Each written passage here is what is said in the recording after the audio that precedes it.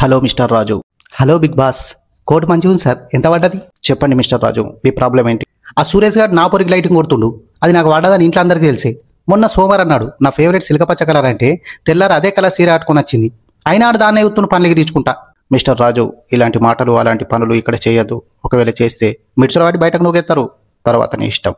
Sorry sir, కానీ మీరు ఏమన్నారు సార్? ఇక్కడికి వచ్చే ముందు అన్నీ ఉంటాయన్నారు. అరే పనులు తోముకుందామంటే యాపులు ఇత్తలేరు, సంతూరు అడిగితే లక్ష ఇస్తుర్రు. అరే కౌసు కూర ఏమన్నా అంటే మాల్ మసాలా సక్కలేదు ఇంట్లో. ఇక ఈ ఆడిపోరాళ్ళు అయితే 11 దాకా లేస్తలేరు. నిన్న శుక్రవారం నేను పొద్దుగా 5 లేసి ఇల్లాగిరి గడికి దీపం ముట్టించిన. మేము అరేంజ్ చేస్తాం మిస్టర్ రాజు. మీరు గేమ్స్ మీద కాన్సన్ట్రేషన్ పెట్టి బిగ్ బాస్ విన్నర్ అవ్వాలి మిస్టర్ రాజు. ఏం గేమ్స్ సార్ అవి? నాతో అయితలేదు. నాకు వచ్చిన గేమ్ ఒకటి కూడా ఆడిపిత్తలేరు. నీకు వచ్చిన గేమ్స్ ఏంటి మిస్టర్ రాజు? అష్టాచెమ్మ, పామునిచ్చిన, రాముడి సీత, క్యారమ్ బోర్డు కూడా దమ్ముంటా ఆడిపోయి ఓడిగెళ్తారు చూస్తా. నీకు వచ్చిన గేమ్స్ కాదు, మేము చెప్పిన గేమ్సే ఆడాలి మిస్టర్ రాజు. ఇక గట్లయితే కష్టం సార్. పక్కా సురేష్ గారు కొట్టుకుపోతాడు.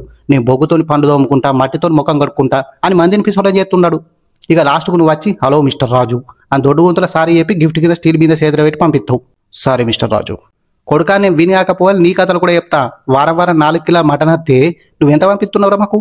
పావు దాకా 3 కిలోలు. నాకు తెలియదు అనుకుంటున్నావా? ఈ వారం నాగార్జున సార్ వస్తే అన్నీ చెప్తా. నువ్వు ఎంత కాట కొడుతున్నావో.